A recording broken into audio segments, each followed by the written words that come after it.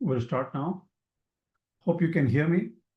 Asmat Gurubhyo Namaha, Asmat Brahma Gurubhyo Namaha, Asmat Sarva Gurubhyo Namaha, Shri Krishna Parabrahmane Namaha, Shri Lakshmi Nrsimha Parabrahmane Namaha, Shri Lakshmi Hayavadana Parabrahmane Namaha, Sarvam Shri Krishna Arpanamastu.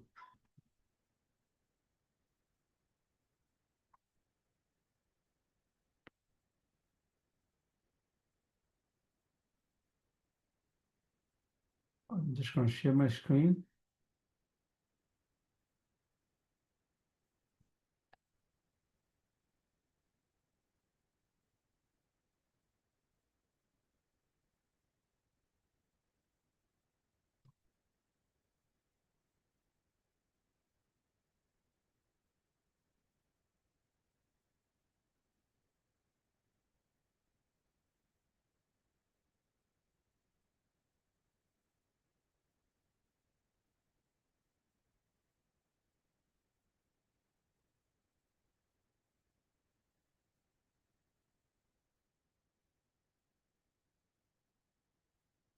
Can you see my screen? No, we cannot. Just a second. Something happened. I don't know what happened. Hold on.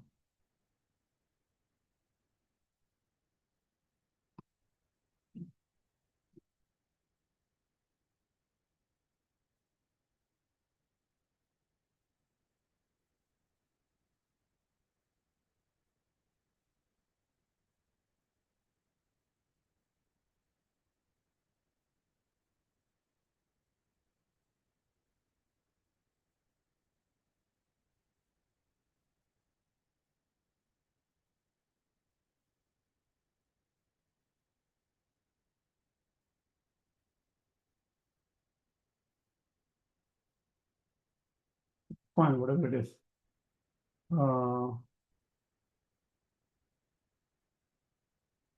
I guess you can see my screen, can you? No. No, okay. Share my screen. Now? Yes. Okay, very good. So now I will play from the start.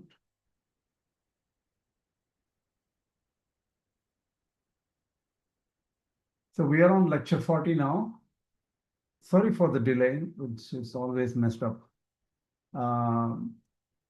See, I have more time before my Saturday class, but less time for my preparation, less time to prepare for my Sunday class. It's a little hard.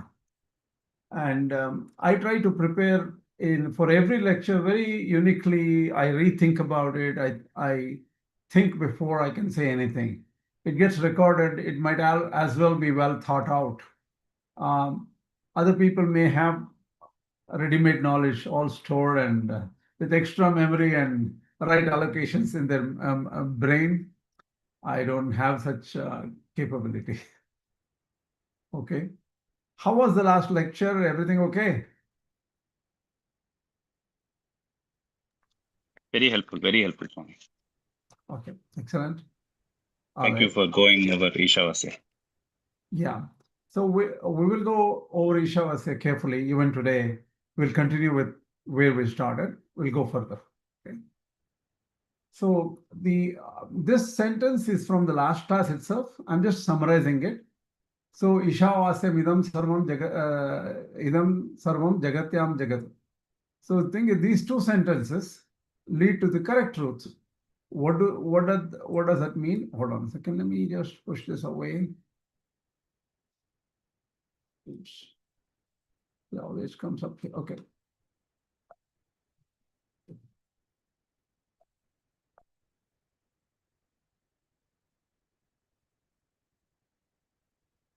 Okay, here it is. Yeah. See, truth is the universe is ephemeral and evolutionary. It evolves. Everything evolves. And many people think that evolution is against against theism, against existence of God. So everything will just evolve. They will tell you the Darwin's theory. where like we were all like some bacteria. Eventually, the bacteria became bigger creatures, and then apes, from apes to the human beings, and they give you a huge evolutionary theory. So you don't need God or anything like that. It will evolve anyway. That's nature. What's missing in evolution theory? Anybody? Can anyone think that there's a major flaw and major problem in evolution theory? What is that? It doesn't really explain agency and how all these transformations happen. No, they may be missing holes here and there, but that is not the major flaw there. There's something very powerful major flaw there. And this flaw permeates into the entire science. What is that?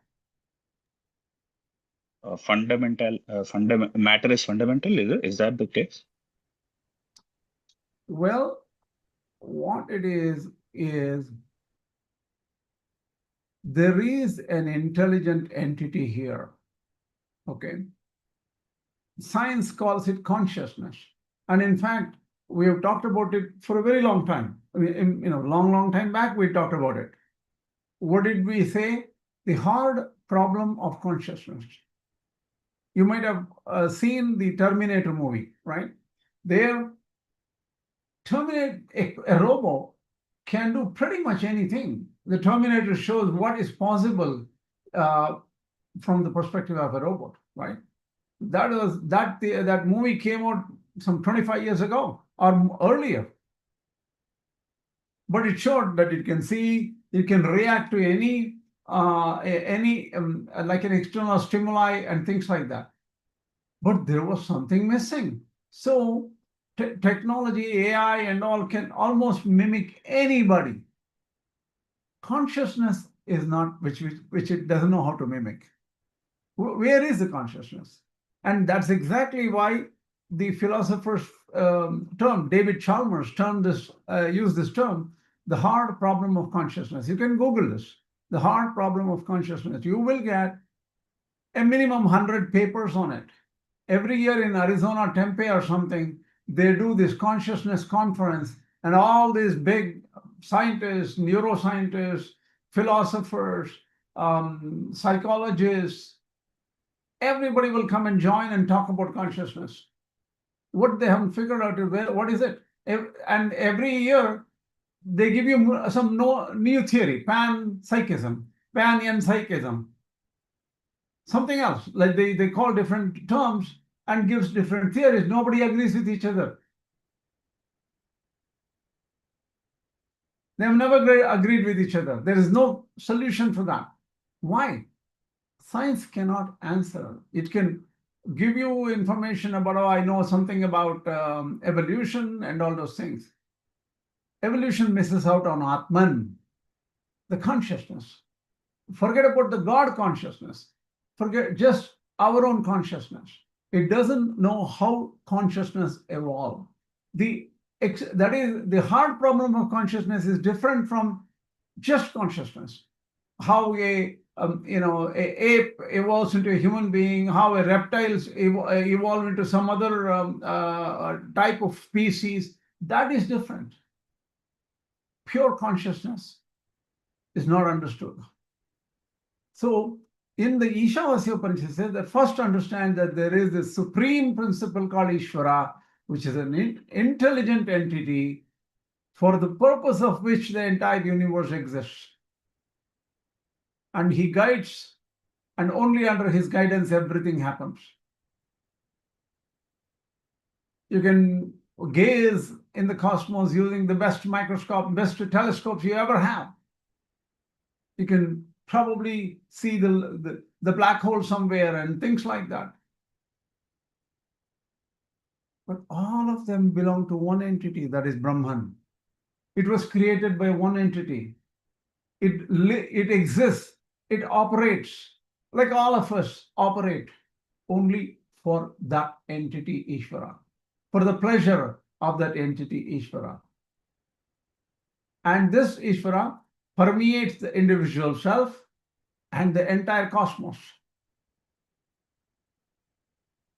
So he's a controller and Sarvāntaryāmī. He exists everywhere. So when you are, so the synthesize, when we forget about God and just go use science, just go use our regular rational thinking. Oh, I found that. I found this.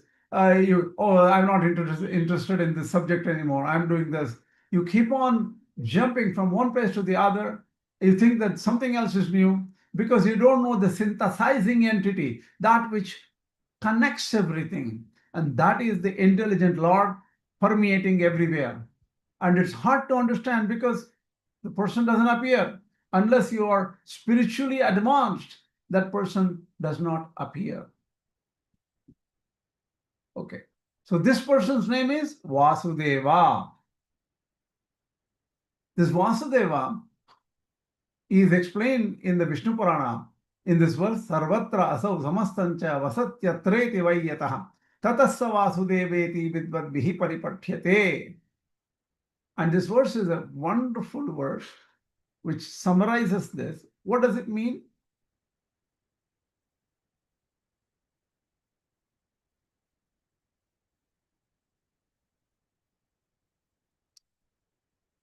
Sarvatra asau samastam cha vasatyati vayyataha. Everywhere this Vasudeva exists. Vasati means lives. That is why he is known as Vasudeva. Why Deva? Deva has Devadyotane. Deva shines. The Deva himself is shining, resplendent. Deva Kridayam. So the thing is, the divinity, Deva means he plays. This universe is his play. Krida vijigitsa yoho. The Deva dhatu is used for vijigitsa. Jetum ichcha vijigitsa. That means he wants to win. So, you know one thing. Many people go to this, like in Atlantic City or Las Vegas to play, to gamble. There are slot machines and that, and there's many gambling machines. They put their money and then, oh, I won. They put their money, oh, I lost. How is this, big gambling machine designed? It is designed in such a way that if you play long enough, you will always go home losing money. That's the whole idea of a gambling machine. The biggest gambling machine in this whole universe is Īśvara. He always wins. You cannot fight with him. You can do anything. People tried fighting Vasudeva, Hiranyakashipu, Hiranyaksha, Ravana. All these people tried their fight with Īśvara. They failed. So the thing is, we have to understand how to deal with this Īśvara, right? He is the synthesizing principle. Let's see what this says. Now, let's try to summarize and go stage by stage. How do you overcome this material influence? Because we also fail in our own efforts, right? Making money is difficult, that is difficult, managing health is difficult, managing family is difficult, managing job is difficult, managing bosses are difficult. Think about it. Everything is a major task. You're fighting against and hardly winning. Here, the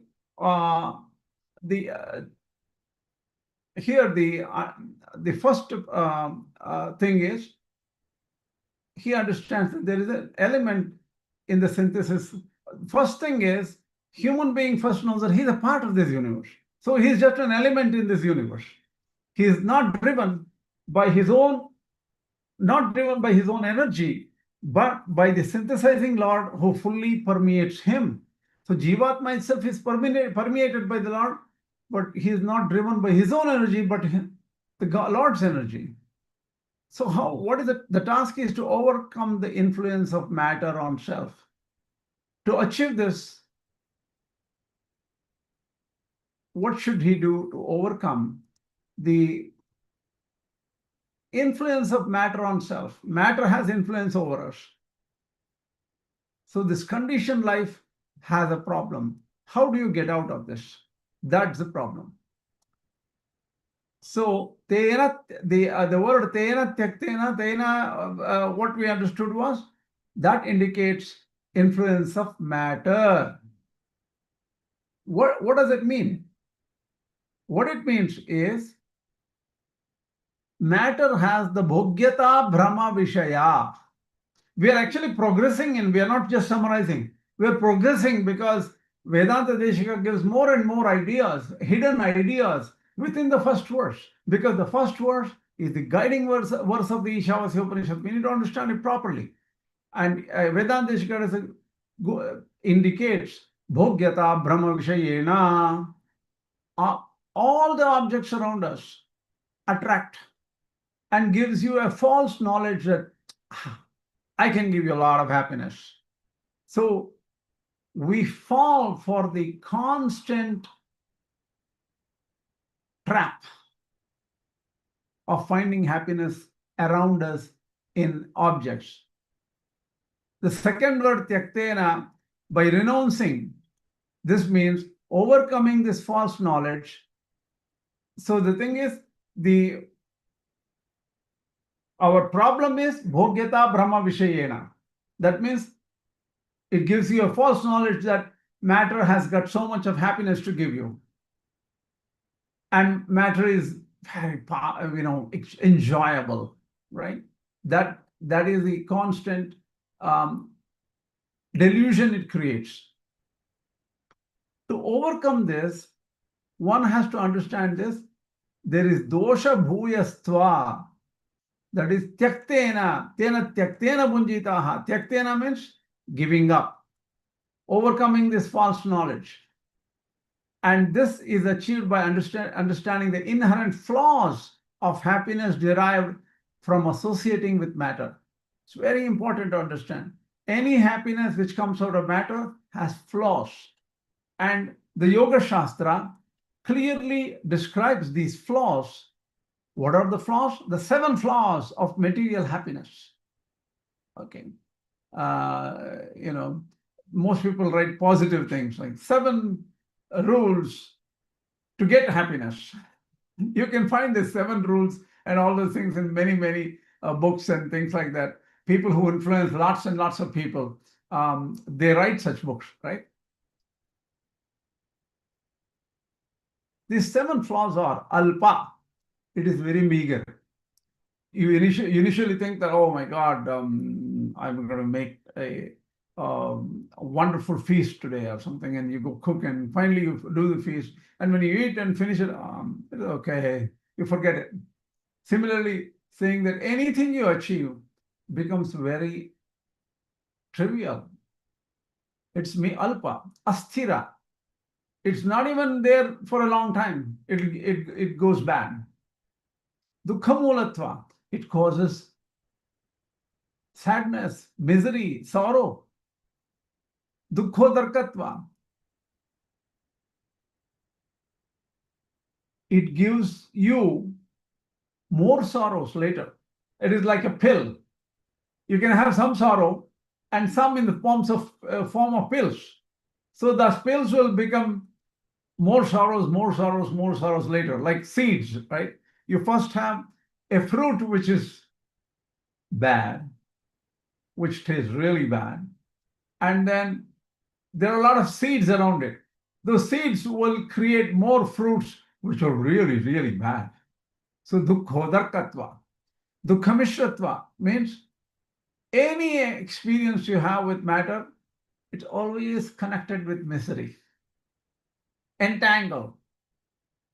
Dehatma brahma-janakatva, it causes false knowledge that the body is the self. Oh, if I take care of my body, it's good. Okay, then I'll go, go to, some people go and pay $1,000 and get body facials and that and this done.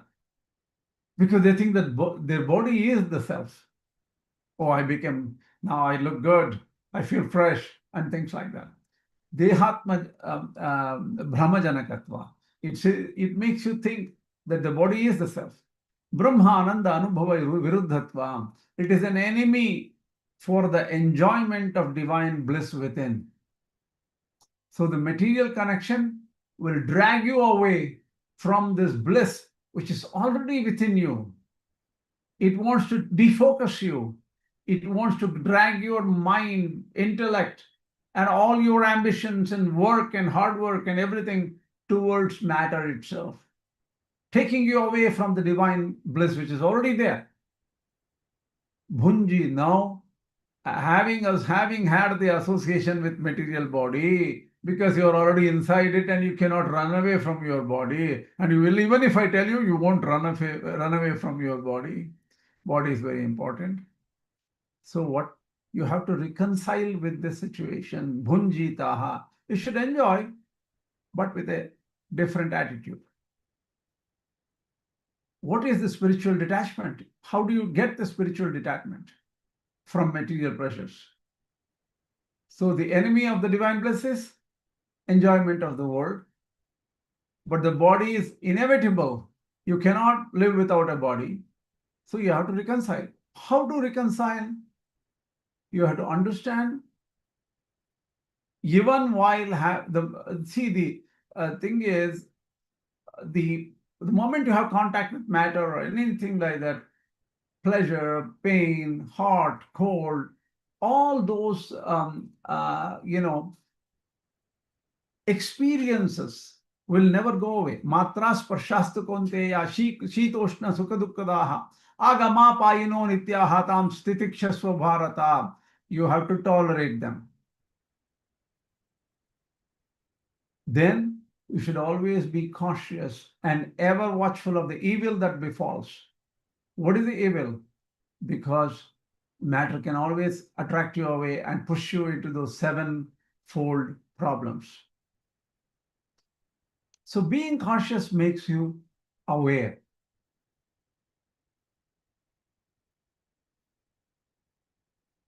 So bliss is not attainable by just associating with matter. We have to realize we are different from matter and stay away from matter. And while in the company of matter, understand that that is not going to give you much help. That's important. So enjoy your life cautiously, watchfully, and be aware all the time. You sleep, the snake bites. The snake has 7 different types of poisons. That is the material sting. So you should get that moral strength. Moral strength is not a weakness. People say that, oh, when you go have fun, you should not stop. Have 1 drink, 3 drinks, 4 drinks, 20, doesn't matter. Somebody will drive you home. Why are you worried? Don't have any restrictions. And the more people drink, they forget restrictions. The moment you forget all those things, you're deeply a slave of matter. And hence, be strong, don't give in to material power. Second, later on, what is this concept of Īśāvāsya? The right knowledge to know is to know that there is Īśvara to help you everywhere. You don't have to worry. Don't look for any. Don't be afraid that Īśvara is not in front of you. I'm too far away from a temple. Oh, I used to go to the temple in India when I was there. Now I'm so far. I have no temples nearby. All I see is wonderful roads and seas and traffic and beautiful cars and beautiful people and things like that. I'm so far, forlorn. Don't worry. Īśvara is right within you, right around you, everywhere, wherever you live, in the entire universe, wherever, and even the multiverse. So develop that sense of togetherness with the nearest and dearest Īśvara. When this becomes your personality, when you just knowing it in your brains, and rational thinking is not enough, making it as a part of your life, then it will not go away. So in a daily life, you should have a practice of bhakti, practice of nearness to that Īśvara, and practice to know that he always is there for you. Then the body life will not be miserable. Life here will not be miserable because it will be amusing and sportive because you are always thinking of the Lord, and that memory of the Lord, just that is enough to take your forlorn, hopeless attitudes completely. So your hopelessness will go away. The other thing is very important, you should not try to steal money from others, aspire for their wealth. The others means they could be friends or enemies, foes. All of them live around us. And what is money? Any kind of material comfort, not just the number of rupees or dollars or something like that. Anything material, that is money. So don't go after somebody else's wealth of any kind. And one who devotes to God with full conviction, he cannot simultaneously be totally attracted to material ambitions. Material ambitions are not permanent legacies that come with life all the time. We are born here. See how many people in Gaza, they have no food. They are in trouble. So many people in oppressed lands have nothing to go for. So sometimes they get the material, some days they have to starve. Somebody takes pity and then gives them some food. So the material comforts come and go. We need to understand that. So the material comforts are given by friends or seized from enemies.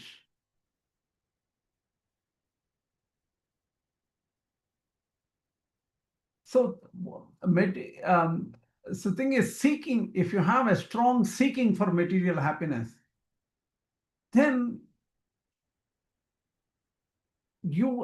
such a person has no other source of happiness. So he has to get the matter, right? As long as somebody holds on to that thought that if I don't have so much money, I will not be happy.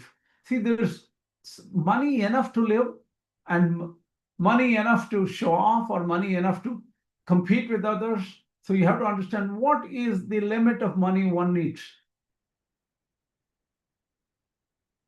Let me go through some shlokas here, very good shlokas. We will go into deeper analysis of all these things. Hold on a second.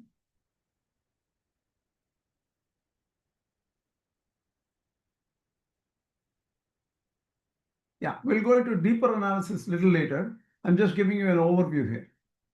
Paramatmani yoraktaha viraktaha aparamatmani is a wonderful statement. This is another great truth one has to always remember. Person who is attached to Paramatma is definitely not attached to matter, not attached to anything other than Paramatma. So this reverse also is correct. Aparamatmani yo raktaha viraktaha paramatmani. So the same word has got double meaning. You can reverse and still have this. So if you are totally attached to to other than God, anything, matter, people, pleasures, whatever, you cannot be at the same time be attached to Paramatma. You will be far away from Paramatma. So this is, we need to understand. Sarvaishana vinurmukta sabaikhyam bhuktum arhati. So one has to give up all the Īśaṇās. Īśaṇās are, how many Īśaṇās are there? Can anybody, does anybody remember?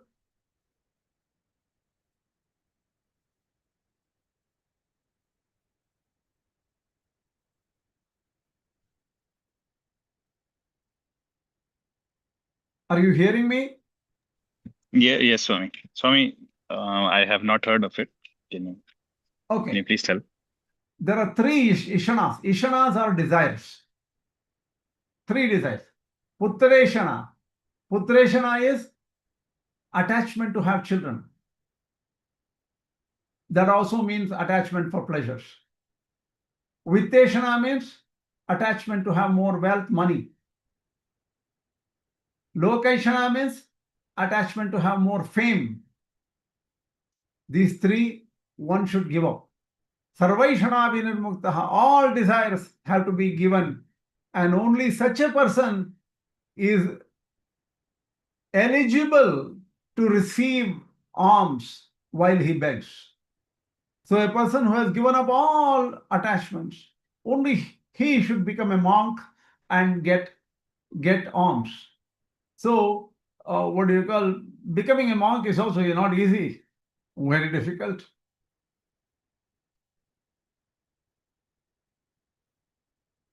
Otherwise, if a person who is not ready to become a monk has become a monk, what happens? 1 day, 2 days, okay, a few years, okay, so long. People have started asking a lot of questions he doesn't know how to answer, and then he gets very upset, and he shouts at the students, saying that you don't have respect. How can I answer your questions without if you have no preparation? First do tapas, do meditation for 40 hours a week, then come up and ask questions. You're not ready to receive my answers. Something like that. The person may push it. Afterwards, what happens? He will lose patience. Oh, what am I doing? I have to enjoy. Throw this monk garbs, throw it and give it to somebody, and then wear a nice dress and stuff like that. Start doing stuff the other people are doing. So he will give up the monkhood also, if that person is not ready to take up the robes.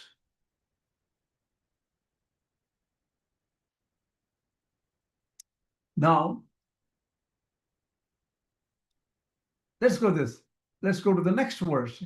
This is actually not from Vishnu Purana. In the book he has written as Vishnu Purana. I could not find it in Vishnu Purana, but it is there in Vairāgya Shataka. I'm actually following my grandfather's book and summarizing what he has said for the first verse. We are still in the first verse of Īśāvāsya Upaniṣad. And here he says, he gives a very nice verse.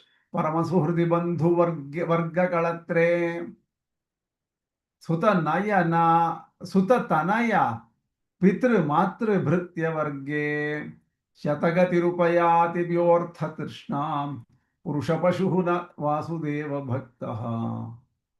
What it says is, the person who seizes money from close relationships, Paramasuhrdi, from a best friend, the person demands and seizes money.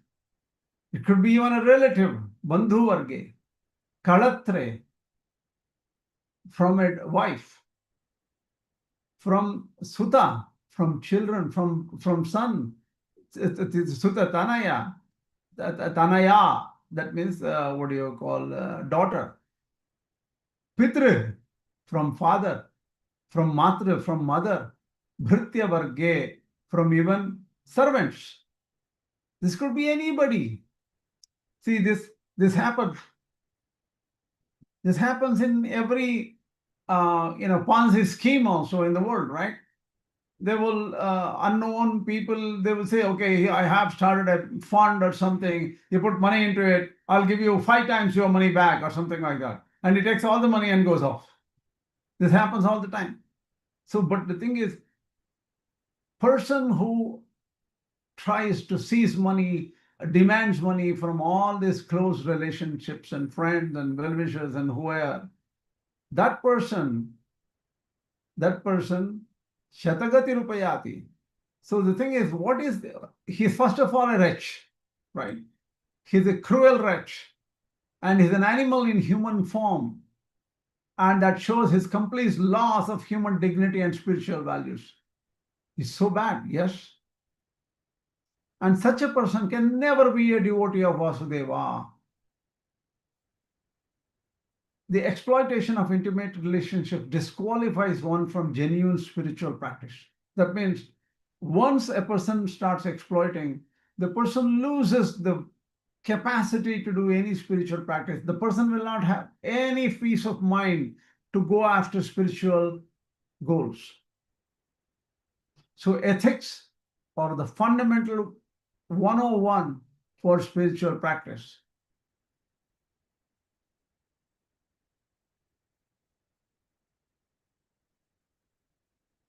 And material greed corrupts every relationship on earth and also relationship with the Lord. So greed is very powerful. One has to get out of greed. Stay away from greed. This is easier said than done. Okay? All this knowledge is not easy. The greed is a very difficult thing. It is like the diabetes, a silent killer of spiritual life. One can say, look, here and there, I might have to lie, but I am not a bad person. For example, it all starts in your regular life. You're working for a toy company, and you have to sell the toy. What do? Oh, the toy can do this, toy can do this, that, and all. You give all the positives of the toy, and then sometimes it can not do some things, but still you say it. It's like, no big deal, it does it, kind of a thing. When you sell it and go away, you run away, and you don't want to deal with the customer, because customer finds out the toy doesn't have problem. Toy has, it breaks fast, or it is when it is wet, it loses power or something like that. There's a lot of problems with it, but you never tell the problems. So, but you don't think, I work for a toy company, I got to do this, that's my job. I have done this before too. There's nothing for you or anybody. All of us go through this. Particularly the marketing is a super technology and super methodology perfected in America and perfected in the Western world, right? They can market anything. Marketing is important. When you work for marketing, those kind of companies, you feel that is important. You will never be able to get out of it. You will lose your job. When you sell and do marketing, you have to keep on increasing your yearly sales, or else you'll lose your job. When you start with one, you say that, oh, there's no point, I have to travel worldwide, my markets are closed up in America, you have to go worldwide. So you go worldwide.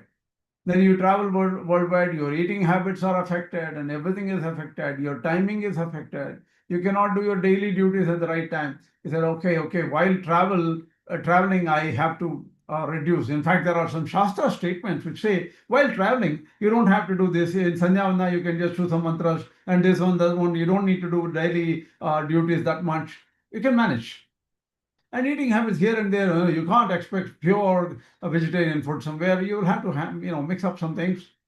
You start making amends to strictness of life. Slowly, from one to the other, you give up all your principles. And this is explained in a wonderful verse by Bhartrhari. And that Bhartrhari says, Shivasharvam Swargat.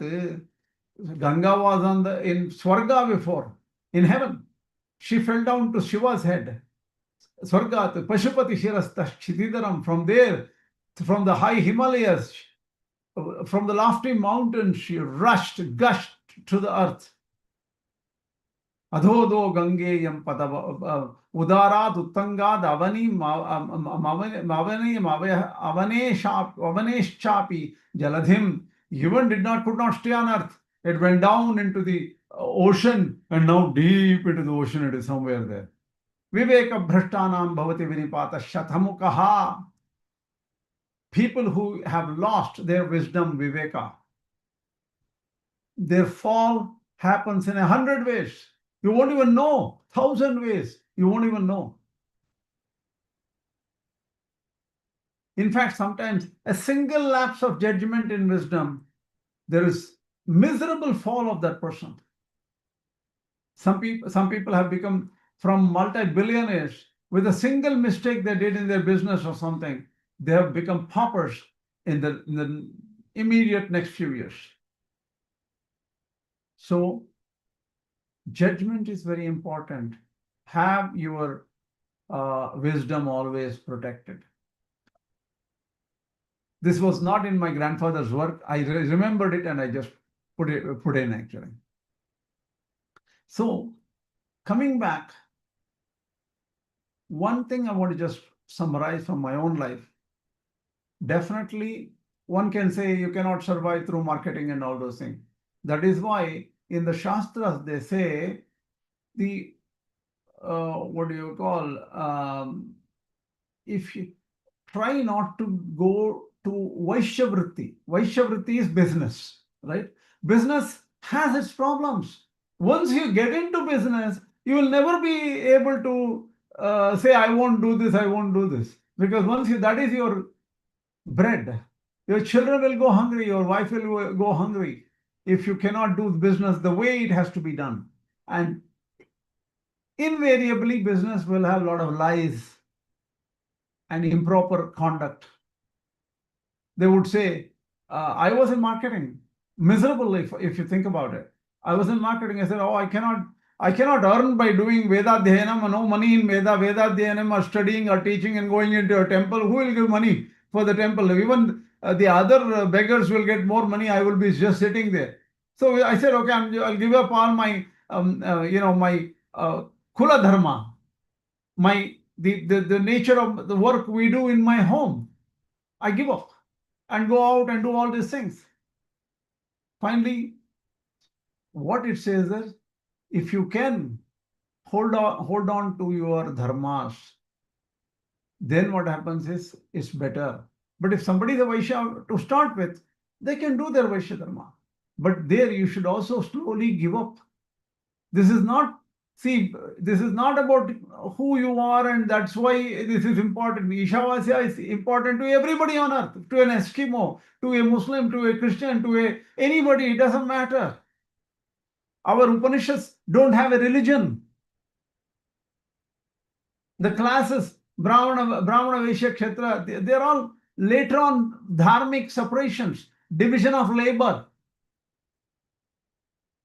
There is not religion. This applies to everybody in the world. This is a science. Our Vaidika system, the science of the rishis, it is jnana and vijnana, the science of consciousness, science of jiva, science of life. So what is science of dharma? So everybody should stay away from sales, marketing, and that kind, and slowly come to have simple life. Greed has to be controlled. Even if you are doing marketing, just get enough money to survive. If you start going further, it will eventually get you into destruction. Now, coming back to the summary here, it's already 8:40. I'll have only 10 more minutes of this. There is a lot of summarization here. One thing, I would want to stop the class today. The reason is the topics become different from here. There are stages and things that I need to explain. It is better dealt with in the next class. Why don't I open this for question answers if you have any questions? I think I should finish this particular slide. It's important. Let me finish this slide. Tattva, hita, purushartha, right? The three aspects in the very first verse. Tattva is the philosophy of life. Tattva is the main philosophy. That is the crux. Hita is how to get to the goal. Purushartha means ideal. That means that is the goal. Hita is how to get to the goal. So the first verse encompasses all these three elements. This will be clarified later. Vasudeva is the central truth, and Vasudeva is the Tattva, Vasudeva is the Hita, and Vasudeva is the Purushartha. So only Vasudeva can help you. He is the essence of life. He is the religion. This is not the religion like Christianity. This religion is different. This English, I got it from AI. They put it as religion. Religion is not. That doesn't mean Hita. The actual problem with English and things like that, there are no good words. Hita means that which is good for you. That's not religion. I need to scratch this because the AI, the damn information fed to the AI tools, the information itself is corrupted because the language of so many people who have input into these systems, all this is wrong. Purushartha is okay, that is the ideal.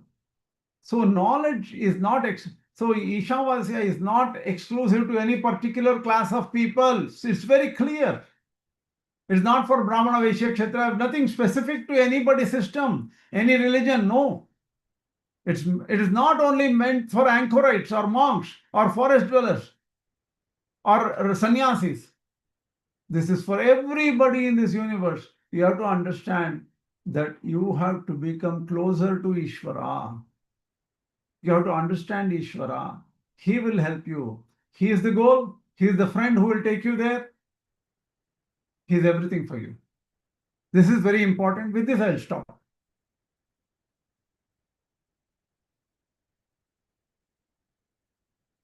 Any questions? For me, just wanted to ask you if tyaktena, when we say, did you just explain from Vishishtadvaita view, or because I was reading through Shankara Bhashya of that as well, and they talk of renunciation as a different. For them, renunciation is something else compared to what here is, Yes, right? you're right. You're right. See, Shankarabhashya takes it as totally differently. Whole approach is different in Shankarabhashya. In fact, you can't even come to the first verse of Shankarabhashya. You know why? You have a 10-page introduction to Īśāvāsya Upaniṣad, which is very different from the introduction given by my grandfather. So this is a different system. I don't want to take up Shankarabhashya this time. We will finish Kena Upaniṣad first. I am only introducing Isha because there is connectivity between Isha and Kena. And I'm only going from the, even in Kena, we were only dealing with Sampatanga's view of Kena at this point. So we need to connect to the Sampatanga's view of Īśvara. That's what we're going to do. We're not going to talk about other people right now. Other views, we don't, that is for after another 20, 30 lessons. Finishing, already Kena has taken 40 lessons now, 40 lectures. Yeah, Okay. I understand. I just wanted to. No problem. Any other questions? Are Tattva and philosophy related? Much related. What do you say? Tattva and philosophy, are they related in one way?